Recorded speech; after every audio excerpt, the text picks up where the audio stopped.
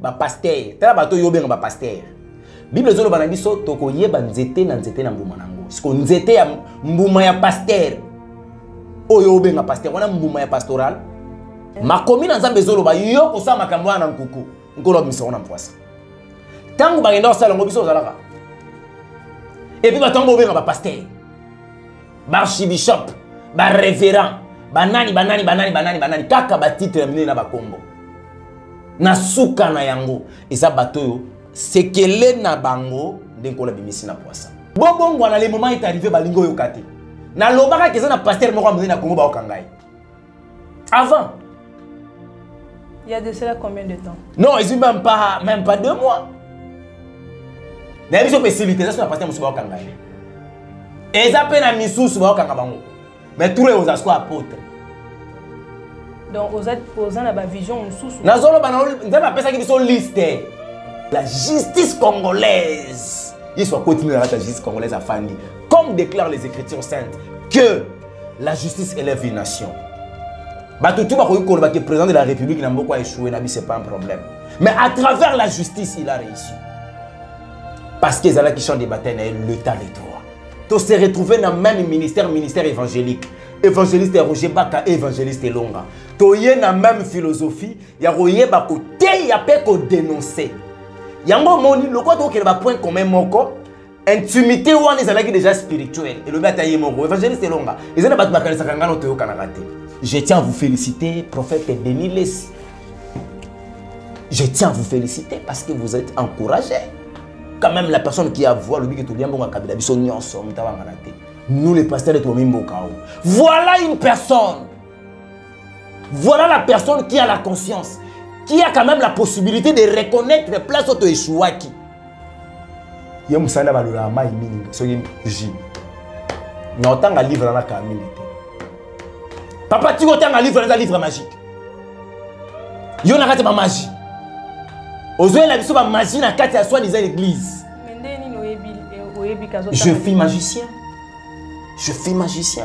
Éternel dit à Tindanga qui a infiltré Lucifer.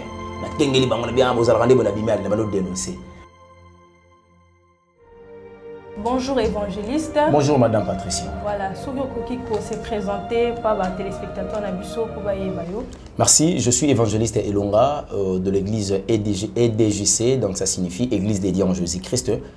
Nous sommes là pour l'œuvre de l'Éternel dans le ministère évangélique. On est là pour évangéliser, prêcher, dénoncer, parce que là il faut commencer, dénoncer, et puis aller dépeupler l'enfer pour le royaume de Dieu. Donc d'une façon d'aller peupler le royaume de Dieu. Donc on est là pour l'œuvre de l'Éternel. Merci. Voilà, merci. Alors, sauf que Benyo Lelo, Ezaki po point de vue au niveau spirituel dans Makampo Ezoli Kanamboka, parce que dernièrement, Tozana ba décès et belé, bazo Koufa, surtout la présidence, qu'est-ce qui se passe? Est-ce que ESA les signes de temps de la fin ou bien ESA, comment on dit, esprit de mort? C'est ça point de vue, non? Non, autrefois déjà, tu sais, que Éternel dit à Zanakanda qui ici ange sur la terre parce que le Congo va finir comme l'ambaya noir. Tolobaka yango na ba monsieur bandaye koya. Que le Congo na biso na minute za koloba ezipami elambaya mwindu. Éternel Dieu. Il s'est fâché. Et l'ambaya mundu, c'est à cause de Masumu. Il y a eu beaucoup de péchés sur notre pays, tu ne peux pas imaginer. Il y a eu le sang des innocents sont coulés. Aujourd'hui, ils ont ganga vengeance pour nous détruire Mboka Oyo. Or, makila oyo koki koya kokangisa makila mususu munoko ezaka ka makila Yesu Kristo. Et kotala ndenge mboka ezokende Yesu Kristo na mboko basi ba pesa ya mokombo. Ba Congolais ba yamba ba nzambe ya ba étranger ba kotisa bango awa. Ba memela biso ba bouddhiste, Bouddha ya awa, ba memela biso ba mesho chama, ba memela biso ba rose chrétien, ba memela biso ba démon ya ndenge na ndenge. Ba nzambe oyo tu peux pas imaginer. Le 5 monde satanique yé ko fanda awa na influence na ba totem na yango pour na ko détruire mboka oyo. Voilà pourquoi Éternel Dieu a tomboki a quitté si ba ange. On avait dit que Éternel Dieu akundolina ba dossier ya kala azongisi yango. La mort est kobanda ko frapper dans tous les niveaux. Aussi toi annonçaki. Et l'église ne sera pas épargnée. Et puis bateau ba rozala frapper na église. Aux alaka bato toyebi ba titulaire. Ba on ba pasteur, ba évangéliste, ba docteur. Mais s'il vous plaît pasteur, bon, nandingo zoloba toza na ba problème tout ça là. Mais il y a aussi beaucoup d'églises au Congo. Toza na ba église ebele bat basambela makasi, il y a des églises au kutu bat basambela pendant toute la semaine. Alors comment se fait-il que toza la na ba masumu ebele tout ça? Non, tu as raison. Toza na ba église ebele ngolobi et puis bat basambela makasi, bat banga le banzambe bazande mingité. Problème il y a moto na nzambe za ko sambela te parce que tant aucun après s'il vous plaît maman tant aucun après nzambe yo ko loba lobi na retour on kola lobi sala yo boyo sala yo na nzambe besoin d'intimité. Non, problème il y a congolais na Congo, problème il y a église il y a Congo marche na yango za bienté. Le pasteur, les prophètes, les évangélistes et les docteurs et les prophètes deviennent la mission par laquelle Éternel Dieu nous avait confié. Ayebisa Kibiso, allez partout jusqu'aux extrémités de la terre. Faites-le mes disciples, baptisez-les au nom du Père, du Fils et du Saint-Esprit.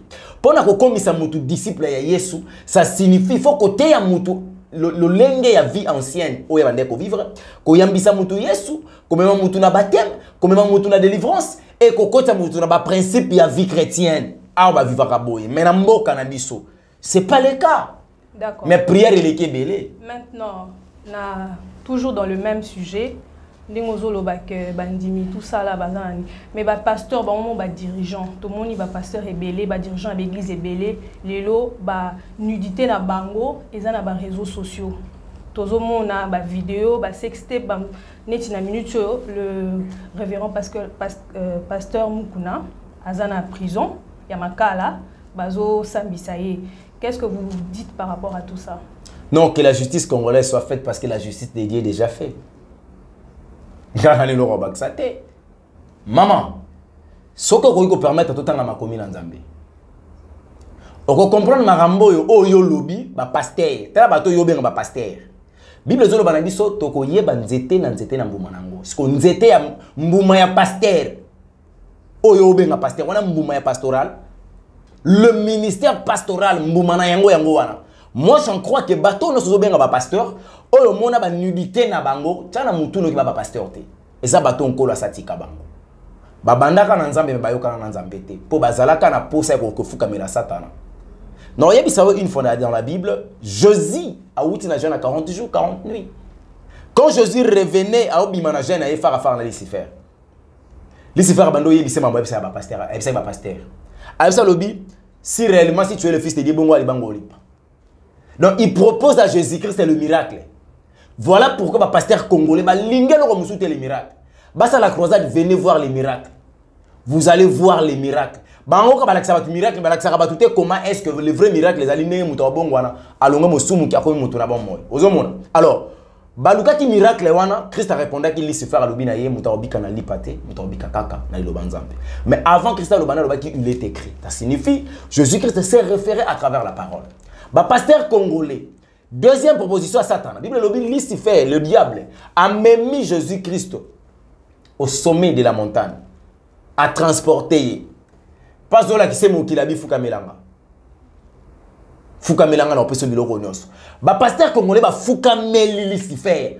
Pona mituka, pona mapangu, pona succès, pona voyage, pona ba mapangu ya église ba construire ba église a minene, ba temple a minene, ba église ba temple a minene. Ba rouler na ba jeep, ba komana ba police ba kengela kabango. Ba fuka meli satana. Mais heureusement avec le Christ étant maître, ayebisa ki satana que il est écrit la troisième proposition luciférienne au diable a commencé Jésus-Christ a dit ça lobby et comment et le konama et tout a libangate par ange baosimbaye et ça m'a proposé avec pasteur congolais que je vais vous protéger et ça on a pasteur congolais mo kayemba lobby ata na bungi nzela ba obetelanga ka maboko.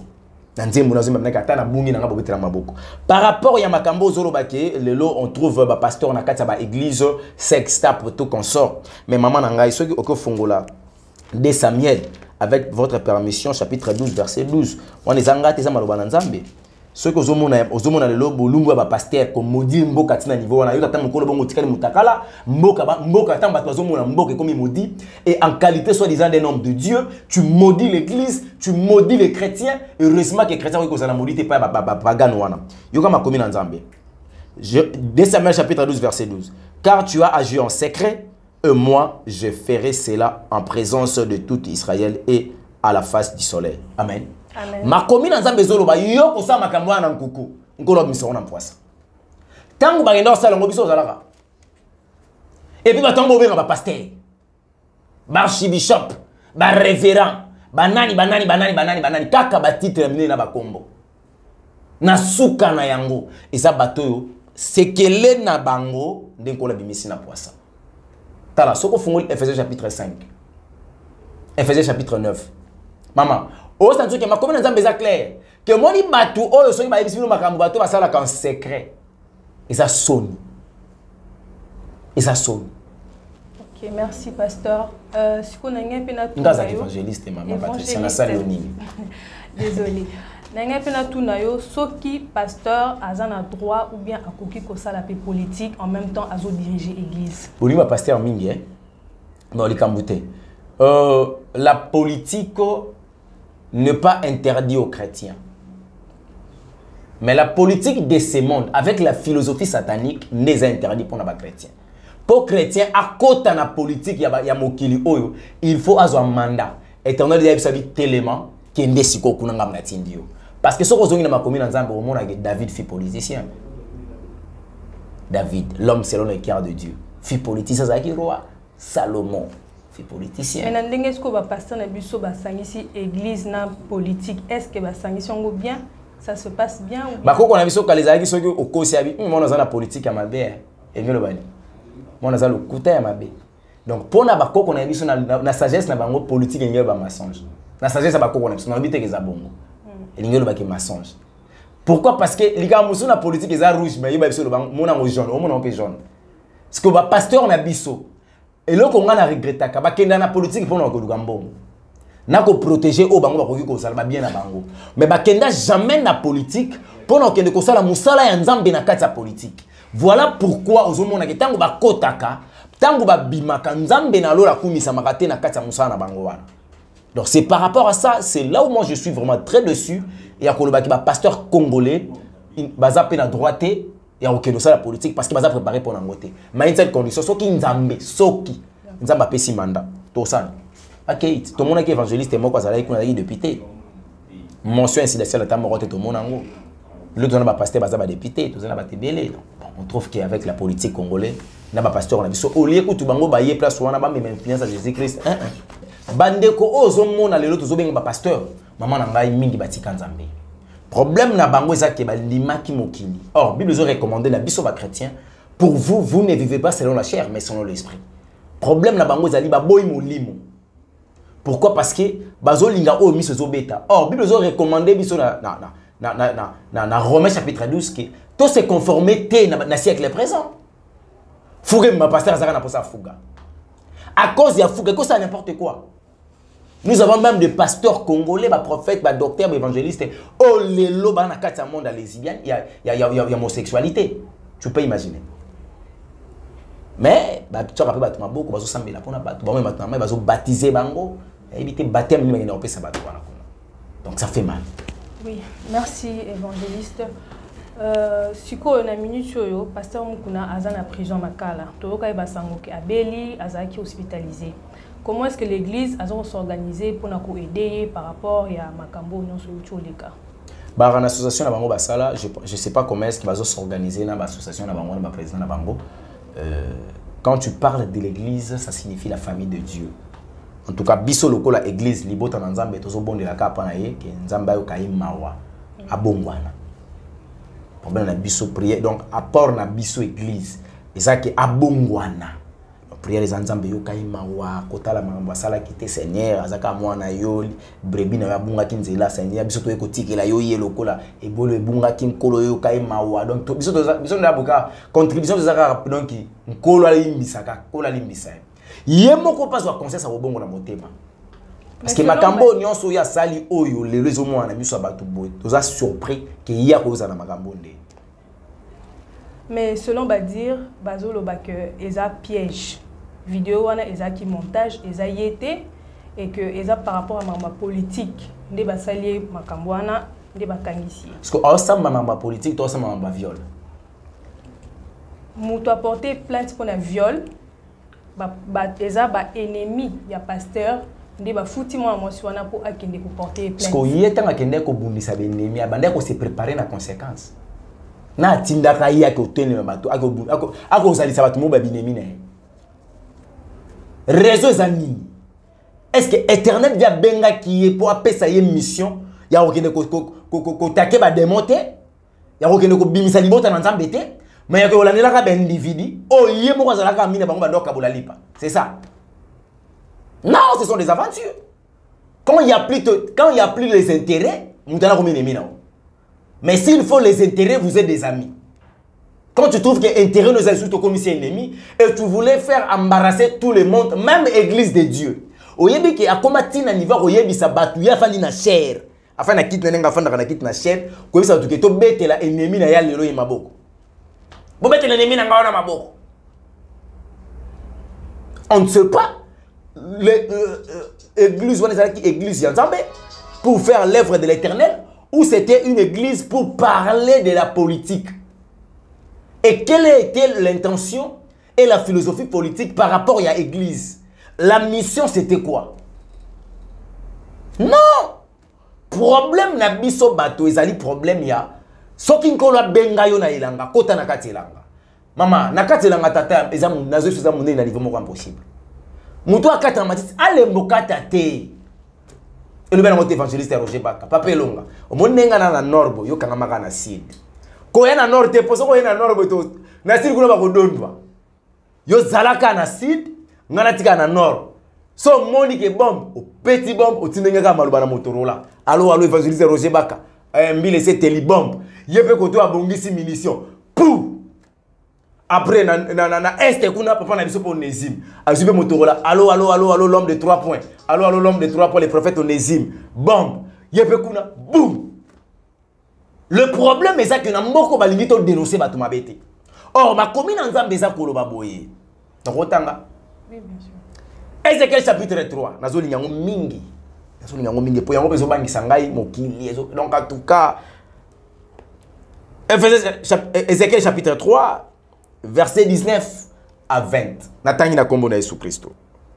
Mais si tu avertis le méchant et qu'il ne se détourne pas de sa méchanceté et de sa mauvaise voie, il mourra dans son iniquité et toi tu sauveras ton âme.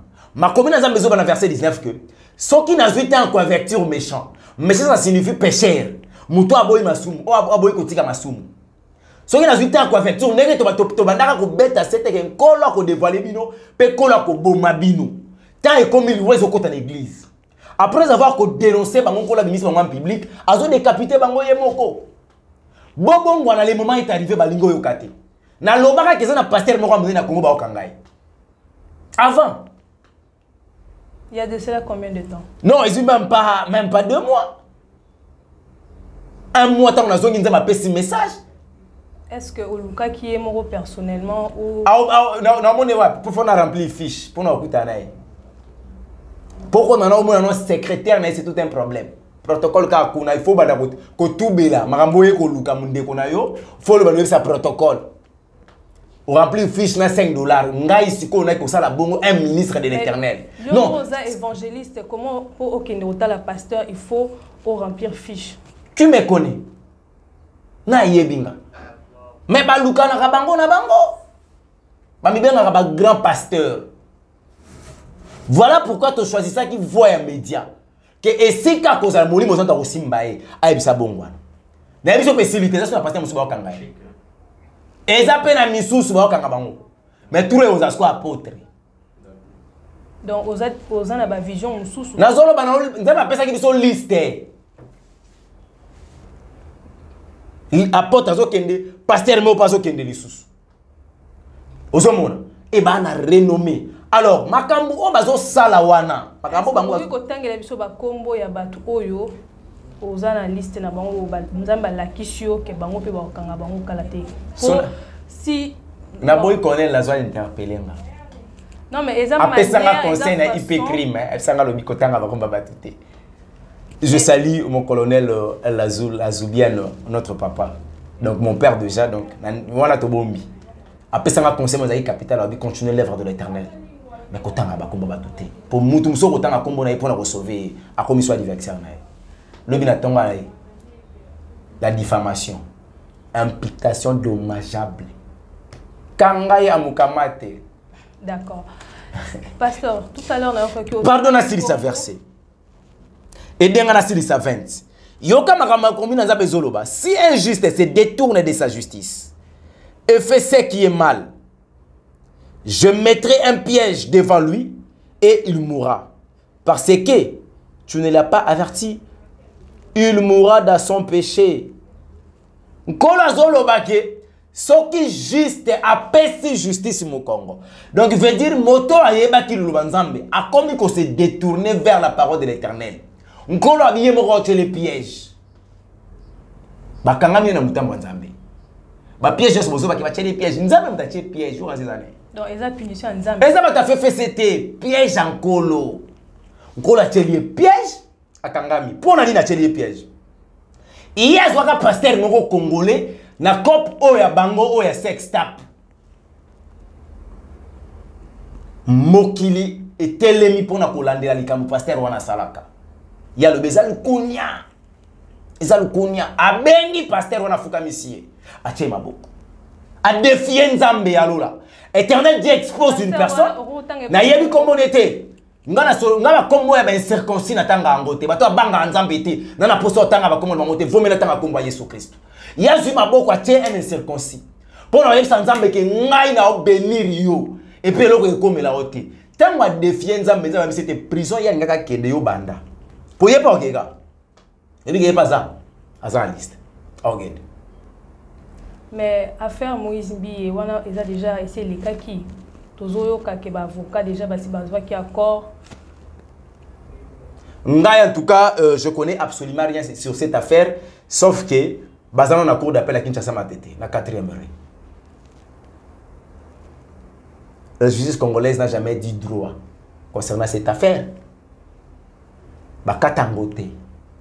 Parce qu'il y a eu des accusations, il y a eu des interpellations. Donc la justice doit se faire par continuer jusqu'à ce que la culpabilité d'une personne sera établie. Quand il y aura une personne qui sera responsabilisée par rapport à sa culpabilité, il y a un fait réel avec le preuve tangible, c'est par là l'État congolais ensemble ça. Et là, on va comprendre que la justice congolaise, il soit continué à la justice congolaise à Fandi, comme déclarent les Écritures saintes, que la justice élève une nation. Le président de la République n'a pas échoué, ce n'est pas un problème. Mais à travers la justice, il a réussi. Parce qu'ils ont qui chantent des batailles, l'état de droit. Je dis un grand merci, un coup de chapeau dans mon konzambo capo. Tatato zate, atalobi ozana yote. Mais, oh non, ça regarde en tata na biso Félix Antoine Tshisekedi Tshilombo, le président de la République. Oh, tika la kana ligne. Oh, piringa ina Congo za soute. O salika mabebo o Mike Mukada état de droit. Na rotange l'état de droit. Papa, mobe kolikunze lobinini. Oh, zo sa toke. Donc la justice, il y a ça côté na la justice mboka, asa ko motiver ba procureur, asa ko motiver ba juge, asa ko motiver même mokonza mboka na ministre de la justice. Ko na pambola ba continuer sur zo la na mbotali mibeko. Na ba police na mapinga ekolo. Mais biso pe toyoka périodement que yo pe bakanga kayo kotaka prison. Tenga bakanga te ba interpeller kanga. La personne au ba arrêter, c'est une personne au ba condamner. Je t'ai interpellé. Après mon interpellation, on a trouvé un terrain d'entente avec la personne qui était lésée et la police qui m'avait interpellé. Bah kitenga, donc voilà. Est-ce que vous pouvez expliquer biso ezaki nini problème nini? Affaire il y a un circoncis moko et bien pelaka moto awa to lobela dossier wana parce qu'on a kata dossier ba kombo ya bande ko musu etanga maki et bande ko wana de parmi bande ko to tanga ba kombo na bango moko zalaki lésé. Botanga ba kombo na bango par rapport il y a problème nini likambu nini? Et mambo est circoncis. Neti nani? Maman na ngana lebi so likamako colonel la so mkono ke kuna kotuna yo lisusu ba kombo ba no loba nini? Je vois ça mzawa tindanga. Te wana eza déjà ba dossier au mukini. On va l'interpeller na journaliste na zaka ngamo kote. Dernièrement peut-être au kaki que bon Tony toye ba nature ya relation na yo na Roger Baka. C'est comment? Qu'est-ce qui se passe? Qu'est-ce qui se passe? Merci, une très belle question. Qu'est-ce qui se passe? Nous sommes des enfants de même royaume.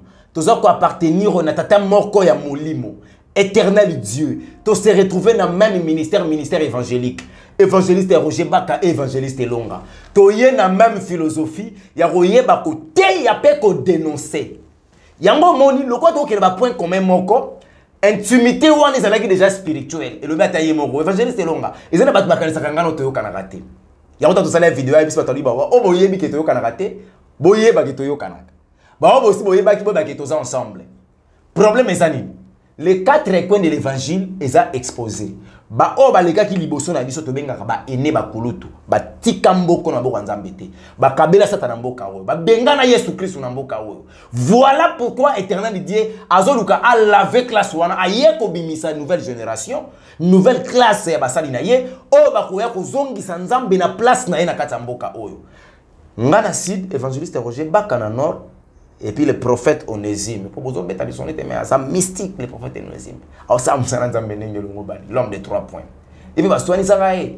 Bah que nous kangisa y. Pour le pasteur bah il vient makam. Le autre zab le pasteur makam. Pasteur Marie mais makam. S'il vous plaît évangéliste, toi quand il peut s'envoquer bah pesara balé sara au poison. Est-ce que Zaki a solo? Oui, j'ai été empoisonné, et Dieu a fait grâce qu'aujourd'hui il n'y a plus de poison. Ouais, j'ai été empoisonné. J'ai eu traitement il y a 1 mois et demi. Vous avez une idée à battre poison? Non. Idée c'est trop dur parce que batamokili tope batamaye le balobaka. Moto abungi sarambongo ay ba te place abungi sime moloko tinde ba place azaki bozuna ye. Ngai mukolo yo mabeza ko kota na yeba kité e yaki pa ya nani mais moto ayaki kocha. Nda oyeba ke ndete na date boy mutu bona sala ga ibo. Siko message ni yoko ko pesa na bandimi oyo ba perdre foi na église. Oh, yo bazon dimila suba pasteur té. Heureusement que lobi kitoko botika kondimela bango. Déjà depuis quand encore bande ko pekisa kondimela ba pasteur ton dimela nde Yesu Christ. Parce que besoin dimela ba pasteur na raison nini. Voilà pourquoi Éternel dermi ko exposer bango. Tant yo ndimela ka pasteur na bino, nkola la kisino buso banaye. Mbama yo kwesi kondima ba pasteur. Longola kondime pa pasteur, tcha kondimono et pas Jésus Christ de Nazareth. Parce que pasteur na yo aneka musumuki. A mutu aluka nzambe pona salut na ye.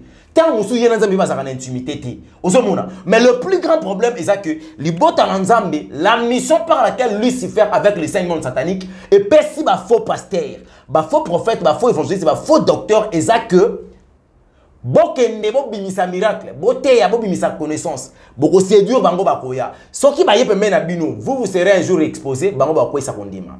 Au dernier temps, au dernier jour, si tu perds ta foi, il va te rater l'eau. Donc, il y a comme un village à Souka. Voilà pourquoi il y a un condiment. Pour que na posa ke kondima tango zokoya et que permettre les différents zobatwana nyonso. Non, il y a des choses que tu as tout comme les gens bino bongo na présidence bazo ko febele. Obi combien de pasteurs ba ku filelo. Je reçois les appels ba pasteur bazo kufa, je me suis dit mais mamukolo lo ba ke ça et ça aventure terre. Bah donc pasteur a quoi a kufi pas ah bon? Ah, le message de l'Éternel. Nkola oyebisanga monenga kufi so salera yo po kufa. Zabu. Yango moni osenga ba ono bazana bon moyi. Malgré bana liste bana bon moyi. Yaya bo se repentir bande konanga. Bata association. Ils ont une association mo sali magabo, ils ont un prophète de la nation mo bazana ou président nango. Auti ko luba awa. Je tiens à vous féliciter prophète Denis Lessi. Je tiens à vous féliciter parce que vous êtes encouragé. Quand même, la personne qui a voix, le but que tout le monde a kabila, nous les pasteurs de Tomimbo Kao. Voilà une personne. Voilà la personne qui a la conscience, qui a quand même la possibilité de reconnaître les places auto-échouaki. À quoi sert bon? Jérémie chapitre 2 Zoloba. Bando koué aux alakana mabélé. Qu'est-ce qui m'a poté les Mao Kende? Denis Salobiango. On a détruit ces pays. Tout ça parmi de toi, Bomimboka. Non, Kabila, Kabila. Voilà, que Dieu te bénisse. Azanokwa Mouyibi, oh, you a reconnu que Jésus-Christ de Nazareth est en croix. Azaki Batem Tema Kotagelola. Papa, tu risques d'être sauvé à cause de la justice, de la vérité, oh, bimisi. Nzambalola Monayo, Asungayo na Musala naye, Ozali Kosala na Kombo na Yesu Christ. Amen. Merci, évangéliste Elonga. Un mot pour la fin, pour notre clôturer l'émission. Jésus revient maintenant, eza slogan te, eza aventure te, ce que tu as mis à moto qui à cause de l'île banzambe pour te yebi que Yesu azozonga. Bato bachaki tembe to ando mona baliwa. Siko baliwa we koninge banda. Eza siko bato bango ba yebi. Liwa liboso za alimete. Et bato boye ba kombo, ye banda alimete, liwa zo banda alimete. Moko aso kende, tanga ko kende, ndebo ko comprendre que le moment est arrivé pour se repentir. Ah, kufa, ok, osani, ah, kufa. Ok, il fait. Ok, il a des tourments. Misana mangwa. Bino bato bozo vivre na kati impudicité. Bino soit disait basala nzambe bolinge kobo. Bozaka en esprit ba deuxième bureau. Ba secrétaire na bino de basi na bino. Vi na bino ba bureau na bino comme ba hôtel. Na yebite ezaka mili mongwa mabe o ese kota bino monde kabbalistique. Bolembaka nzoto abasite. To ezalaka nini. Éternel Dieu azo beta bino. Je vous conseillerais, le moment est arrivé, botika ba viwana. Car le salut est individuel. Bino ba dokena ko kuta mingi na ba église na bangwana, oh pasteur Shinda baba. Pasteur ezana prophète moko boye, ezana livre moko azotanga, livre moko atindelenga. Ye musanda balula mai mingi, soki ji. Na otanga livre na ka mingi te. Papa tiko tanga livre na livre magique. Yo na kati ba magie. Ozoe la biso ba magie na kati ya soi-disant l'église. Je suis magicien. Je suis magicien. Éternel dit atinda ngana ki ko infiltrer Lucifer. Na tengeli bango na bien bozala kande bona bimia na bano dénoncer. Ba tumso ba kona zala ka kuna. Ngana koza kuna teka amna ngi pa Satan. Satan azana. Naza créé par l'image de l'Éternel. Je suis de l'Éternel. Nazalaka seko na seko uta Eden. Yeli Lucifer wa eko okabolanga na nzambe ne ko tekele su molimo nanga. Christ ya kufelinga pour récupérer nga le na la vie éternelle. Mais les gens dans bakanaza na kati si je regrette. Na oye sabino boki na kisi te. Songa mona zamu na pekisi ka ebino. Boki na binote. Pour mona ke kune lo raté. Avec éternel Dieu, nzamba lo razo batela yo. Na ngina yebisa bandeko nengo siko yo la kawana.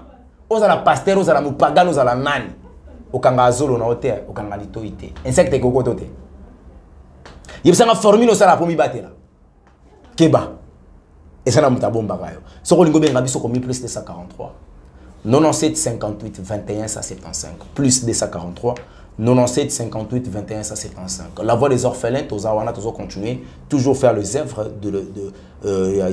ya bolingo ndenge makomi na zambeza kolobake soki muninga zange lamba pesa ye manto muninga zange ya kolia pesa ye lipa aimez-vous les uns les autres, c'est la carte d'identité ya ba Christo on kola pesa kibiso tozo continuer ko sala ba œuvre to sito bandaki lobby na zalaki déjà na orphelinat pour okende ko tika liso mo ba semul mo ba loso mo ba nini pour ba déclaration ya kolia et puis nazo mataliso su mbangu lobby dimanche soit lundi na kozala na orphelinat mususu ezana njili boye la gloire ou la grâce, la gloire, l'espoir, l'orphelinat espoir, et ça, on a dit qu'on a orphelin, en tout cas, c'est pas si, mais bon, l'hôpital les a quittés pour nous reconnaître qu'on a, au bimisa on a quatre mort tout consort, et ben le qui va kanga biso orphelin qu'on a, les gens bande ko habite papier on a trop là la boité, zombongo qui m'ambango te kuna, et ça mbongo bibi na poche na ngate. Zende komo katinda ki moto tanga komboza te kola lola mona yo na bolingo osali papa ekibumbana na posa na yo so kota ta vidéo na lembi ko benga yo ya ko mimangana ke kotika mbongo poto décanter situation wana e ko sala malamu kolo yeso apambola bande ko nyonso pi apambola bino batu boyamba ki biso pona ko pesa message apambola mukolo chaîne maman la biso Virginie Manganga. Merci beaucoup évangéliste. Merci Nabino Nyon Sondé Boutu Rolanda Bisso. Vous s'abonnez massivement à la chaîne Nabisso, chaîne Virginie Manganga TV. Tokutani prochainement. Toyamba Kilelo, évangéliste et Longa. Où il a éclaircir Bisso, moi Mouki, na ma maison les Canabé Église, na Mbo Canabisso. Et Tosengi, merci beaucoup. Et Tokutani prochainement.